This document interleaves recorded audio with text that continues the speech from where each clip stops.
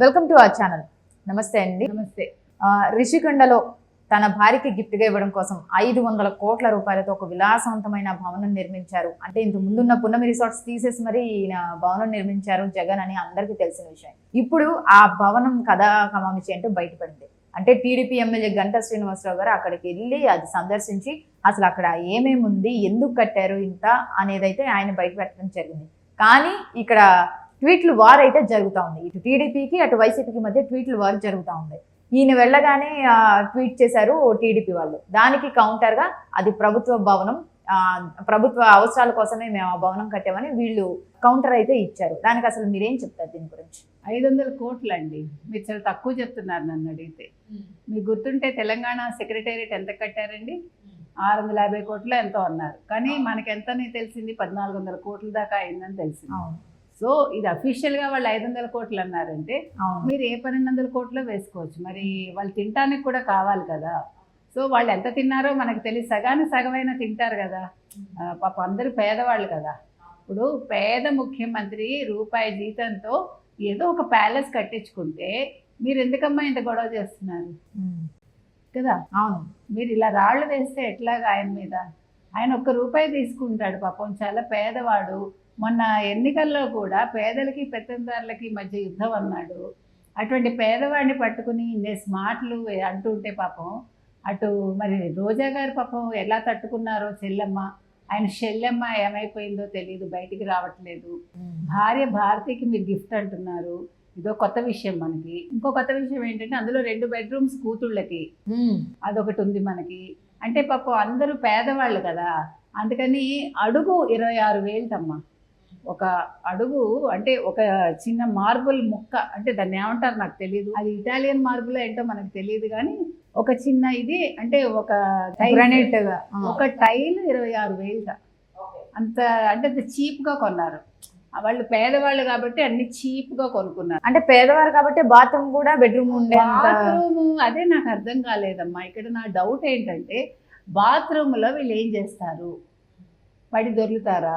అంత పెద్ద బాత్రూమ్ ఎందుకు? ఇంకొక అంటే నవ్వాలో ఏడవాలో అర్థం కాని విషయాలు ఏంటంటే కమోడ్కి పక్కనే పెద్ద అద్దం ఉంది మీరు చూస్తే. మరి అది మనకి తెలియదు. ఇంకో విషయం చెప్పమంటారా మీకు? ఇంకో ఆశ్చర్యకరమైన విషయం, కమోడ్ నుంచి మీకు సీ వ్యూ. ఇది మీరు ఎక్కడ వినుండరు ప్రపంచంలో. అదొకటి. ఎక్కడైనా మనం తినేటప్పుడు సీ వ్యూలు చూస్తాము, లేకపోతే బెడ్రూమ్స్లో సీ వ్యూ చూస్తాం. ఎందుకంటే మా ఇల్లు బెసన్ నగర్లో, అంటే మెడ్రాస్లో సీకి దగ్గరే మా ఇల్లు. మాకు బెడ్రూమ్లోంచి సీ కనిపిస్తుంది. అదేవిధంగా మా కిచెన్లోంచి కూడా సీ కనిపించేది, బెడ్రూమ్స్లో కనిపించేది. కానీ ఇట్లా బాత్రూమ్స్లోంచి కనిపిస్తుంది నాకు, నేను ఫస్ట్ టైం వింటున్నా. తర్వాత అవన్నీ కూడా ఈవెన్ బోల్ట్స్ అండ్ నట్స్ పెడతారు కదా. అంటే పాపం ఆయనకి జగన్మోహన్ రెడ్డి గారికి ఇబ్బంది కలగకూడదని, బికాజ్ సీ దగ్గర ఉంది కదా. సీ దగ్గర ఉంటే ఏమవుతుందంటే ఇనుపవన్నీ తుప్పు పడతాయి. సో అట్లా తుప్పు పట్టకుండా గోల్డ్ ప్లేటెడ్ అన్ని పెట్టారు. ఓకే, అంటే ఎంత ముందు జాగ్రత్త కదా. ఒక సదాం హుస్సేన్ గారు కట్టించుకున్నారు, మీకు గుర్తుంటే. ఆయన కమోడ్ కూడా బంగారం ఉండేది. ఆఖరికి ఏమయ్యాడు? ఆయన బంకులో చచ్చిపోయాడు. ఒక బంకులో దాక్కుని చచ్చిపోయాడు. అంటే మనిషికి అత్యాశ ఎంత దూరం తీసుకెళ్తుంది, ఆఖరికి పతనం ఏమవుతుంది. ఇప్పుడు అలెగ్జాండర్ లాంటి వాడు ఏమన్నాడు లాస్ట్కి? నేను చచ్చిపోయాక నా చేతులు 2 ఇట్లా పైకి పెట్టండి అన్నాడు. నా సమాధిలో చేతులు ఇట్లా పెట్టమన్నాడు, మీకు గుర్తుంటే. ఎందుకు పెట్టమన్నాడు?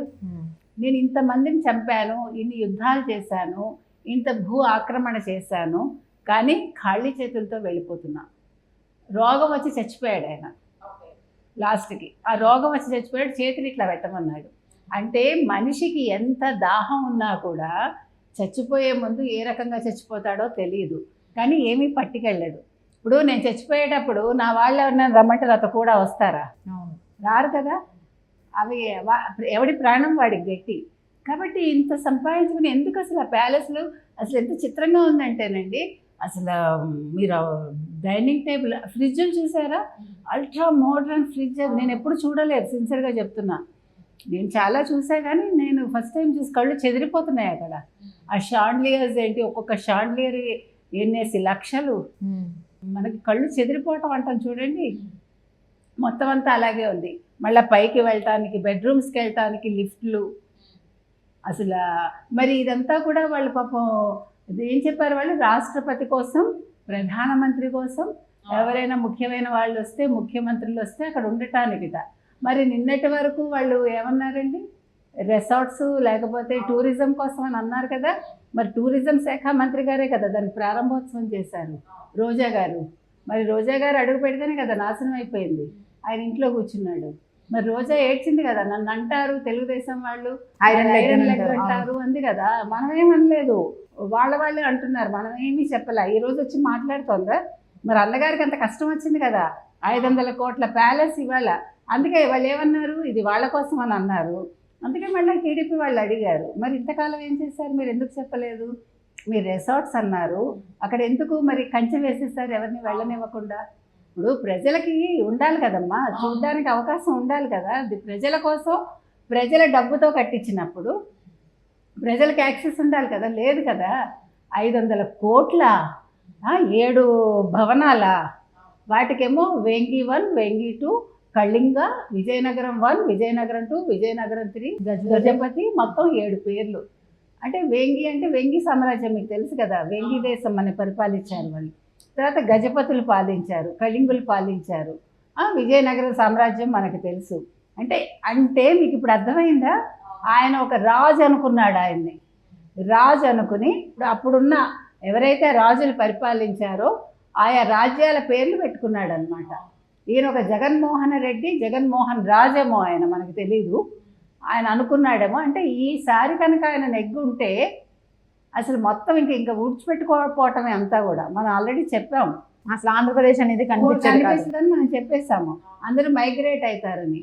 సో వాళ్ళు కొంచెం కళ్ళు తెరుచుకుని, వాళ్ళు ఏదో కొంచెం జాగ్రత్త పడి వాళ్ళు ఓట్లు వేశారు కాబట్టి నిశ్శబ్దంగా, ఇప్పుడు వాళ్ళు కొంచెం ఊపిరి పీల్చుకోవచ్చు. మనకి బాహుబలిలో చెప్తారు చూడండి, ఊపిరి పీల్చుకో మహిష్మతి అంటారు చూడండి. అట్లాగా ఇప్పుడు ప్రజలు ఊపిరి పీల్చుకుంటున్నారు. ఎందుకంటే ఇది వాళ్ళు మర్చిపోకూడదండి.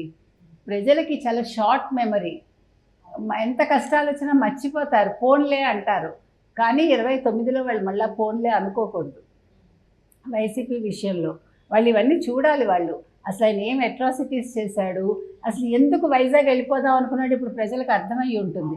ఇనాగ్రేషన్ అవ్వకుండా పాపం ఆయన దురదృష్టం అంతే. లేకపోతే ఇది కూడా ఆక్యుపై చేసుకుని ఇచ్చేవాడో కాదో మనకి తెలియదు. మరి ఇప్పుడు ఈ ప్యాలెస్ పరిస్థితి ఏంటంటారు? పాపం అంటే అంత పేద సీఎం అంత ఖర్చు పెట్టి కట్టించుకున్నారు కదా, మరి ఇప్పుడు ఆ ప్యాలెస్ ఆయన చేతికి వెళ్తుందా లేదా? అసలు పరిస్థితి ఆయన డబ్బులు ఇస్తే తీసేసుకోవచ్చేమో, మనకు తెలియదు. మరి ప్రభుత్వం ఒప్పుకోవాలి. మరి ఇప్పుడు అన్ని 100 కోట్లు ఎక్కడి నుంచి వస్తాయి రూపాయి సీఎంకి? మరి మీరన్నా దానం చేస్తారా? ప్రభుత్వం ఏమైనా దానం చేస్తుంది ఆయనకి? అమ్మ పేద సీఎం, నువ్వు పేద సీఎంగా ఉన్నావు, మాజీ ముఖ్యమంత్రి, దీన్ని తీసుకొని ఆయన ఇస్తుందా గవర్నమెంట్? ఇది ప్రజల సొమ్ము. ప్రభుత్వాన్ని కూడా ప్రజలు తిరగబడతారు ప్రభుత్వం మీద. అలాంటి పిచ్చి పని చేయదు అసలు ప్రభుత్వం. అసలు చంద్రబాబు నాయుడుకి కోసం అని అన్నారు కదా, చంద్రబాబు నాయుడు ఎందుకు పాలిస్తాడమ్మా అక్కడి నుంచి? ఇప్పుడు వచ్చే ప్రభుత్వం దాన్ని వాడుకోవచ్చు అంటున్నారు వాళ్ళు. వాళ్ళకి అసలు బుర్రుండే మాట్లాడుతున్నారు. అసలు అక్కడ ఎందుకు ఉంటారు చంద్రబాబు నాయుడు గారు? నెంబర్ 1. నెంబర్ 2, అసలు చంద్రబాబు నాయుడు గారు కూర్చుని ఎంత తీరుబడి ఉందా? ఆయన ఇవన్నీ ఎంజాయ్ చేస్తాడా? ఆయన ప్రజల మనిషి, ఇప్పుడు ప్రజల్లో ఉన్నాడు. ఇవాళ పోలవరం అని పరిగెట్టాడు ఆయన, సోమవారం పోలవరం అని. ఆయన ఎలాగ ప్రాజెక్టులు పూర్తి చేయాలి, ఎలాగ ప్రజలకు అభివృద్ధి ఇవ్వాలి, ఎలాగ ప్రజలకు ఉపాధి ఇవ్వాలని ఆలోచిస్తున్నాడు తప్ప మీలాగా బంగారంతో టాయిలెట్ కట్టించుకుందామా, లేకపోతే పొర్లుదామా బంగారం వేసుకుని అని ఆయన అనుకోవట్లే. బంగారు పడకలు కావాలని ఆయన అనుకోవట్లే. కాబట్టి ఇదంతా కూడా ఏం చేయాలో ప్రభుత్వం ఆలోచిస్తుందండి. ఇంకా అంత దూరం రాలేదు. కానీ ప్రజలకైతే బాగా కనువిప్పు అయితే కలిగింది. ఇవాళ మనందరం కూడా చూసాము, మనందరం కూడా షాక్కి గురయ్యాం. అంటే నో వన్ ఎక్స్పెక్టెడ్ దట్ ఒక మామూలు స్థాయిలో ఉండే మనిషి, ఒక జగన్మోహన్ రెడ్డి, అంతకుముందు తండ్రికి ఏముందండి ఆస్తి? ఆయన ముఖ్యమంత్రి అయ్యేసరికి ఆయన ఉన్న ఇల్లు అమ్ముకుని ఆయన ఎన్నికల బరిలోకి దిగారు, మీకు గుర్తుంటే రాజశేఖర్ రెడ్డి. అలాంటి వాళ్ళకి ఇంతంత ప్యాలెస్లు ఏంటి? అసలు ఏంటిది? ఈ రాజరికంగా వాళ్ళు బతకటం ఏంటి? రాజ కుటుంబాలు కూడా ఇలా ఉండవు అసలు. టాటా బిర్లాలు ఇలా ఉంటారండి? టాటా వాళ్ళు ఎంత సింపుల్గా ఉంటారు. టాటాలకు లేని ధనమా? వాళ్ళు ఎంతెంత దానాలు చేస్తారండి, గుప్త దానాలు. వాళ్ళు చెప్పుకోరు కూడా. మీకు గాలి జనార్దన్ రెడ్డి లాంటి వాళ్ళు ఇలా బతుకుతారు. మనకి బ్రూనై సుల్తాన్లు వాళ్ళు ఇలా ఉంటారనమాట. ఇప్పుడు ఆ లెవెల్లో కట్టించుకున్నాడు ఆయన. బ్రూనై సుల్తానేట్ విన్నారు కదా మీరు? వాళ్ళందరూ అసలు వాళ్ళు ఎంత లావిష్గా బతుకుతారంటే ఇప్పుడు ఆ రకంగా బతుకుదాం అనుకున్నాడు ఈయన. అంటే చూసారా, ఈయన ఒక విలాసవంతమైన జీవితం గడపడానికి రాజకీయాలు ఎంచుకున్నాడు. అది ఆయన కలిసి వచ్చి అది కూడా ప్రజాధనంతో. ప్రజాధనంతో ఆయనకి కాలం కలిసి వచ్చి ఆయన ముఖ్యమంత్రి అయ్యాడు. ఇప్పుడు ప్రజల కాలం బాగుంది కాబట్టి వాళ్ళు ఆయన ఇంటికి పంపించారు. ఎందుకంటే వాళ్ళ తిండి వాళ్ళు తినగలిగే యోగం ఉంది కాబట్టి, కష్టాలు పడకుండా ఇప్పుడు. కాబట్టి ఈ రోజు ఆయన ఆశ నిరాశ అయిపోయింది. ఆశ నిరాశ. ఇప్పుడు ఆయన అసలు అక్కడ ఎన్ని పగిలిపోయాయో ఇంట్లో వస్తువులు, ఏమైపోతుందో మరి. టీవీలు పగిలాయా, వస్తువులు పగిలాయా, మరి భారతిరెడ్డి గారు ఏం చేస్తున్నారు మనకు తెలియదు. ఇందులో భారతిరెడ్డి హస్తం కూడా ఉందన్నారు. కాబట్టి ఆ విషయాలు కూడా బయటికి రావాలి. ఏదేమైనా కూడా ప్రజలు అదృష్టవంతులండి. ఇలాంటి ఒక ముఖ్యమంత్రి మళ్ళీ ఈయన ముఖ్యమంత్రిగా అవ్వకుండా మాజీ ముఖ్యమంత్రిగా మిగిలిపోయాడు. కాబట్టి వైసీపీని ఇంకా ప్రజలు అసలు మళ్ళా లేవకుండా చేయాలి. ప్రజలు తిరగబడాలి. ఎందుకు తిరగబడాలంటున్నామంటే, ప్రజాధనాన్ని ఎవరు దుర్వినియోగం చేసినా, అది ఎమ్మెల్యే కావచ్చు, ఎంపీ కావచ్చు, గత ముఖ్యమంత్రి కావచ్చు, ఎవడైనా సరే ప్రజలు నిలదీయాలి చొక్కా పట్టుకుని. అంతకుముందు వాళ్ళ ఆస్తులేంటి, ఇప్పుడు వాళ్ళ ఆస్తులేంటి, వాళ్ళు ఎంత హెరాస్ చేశారండి ప్రజల్ని, ఎన్ని రకాలుగా ఇబ్బందులు పెట్టారండి. కాన్వాయిలు ఆపేసి, చెట్లు కొట్టేసి. అంత పిరికితనం ఏంటండి ఒక ముఖ్యమంత్రి అన్నవాడికి? అసలు ముఖ్యమంత్రి అనేవాడు పిరికిగా ఉంటే వాడు అసలు ముఖ్యమంత్రిగా పనికిరాడు.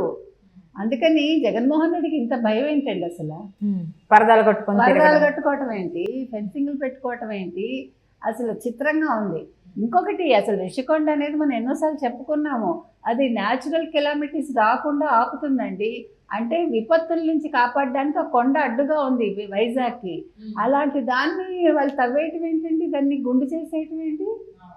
అంటే నువ్వు బతకటం కోసం ఇలా చేస్తావా నువ్వు? ప్రజలు ముంచేస్తావా నువ్వు? కాబట్టి ఇవన్నీ ప్రజలు దృష్టిలో పెట్టుకోవాలండి. దీని మీద సమగ్ర విచారణ జరిగాక ఈ భవన సముదాయాలను ఏం చేయాలో ప్రభుత్వం ఆలోచించాలి. ఓకే.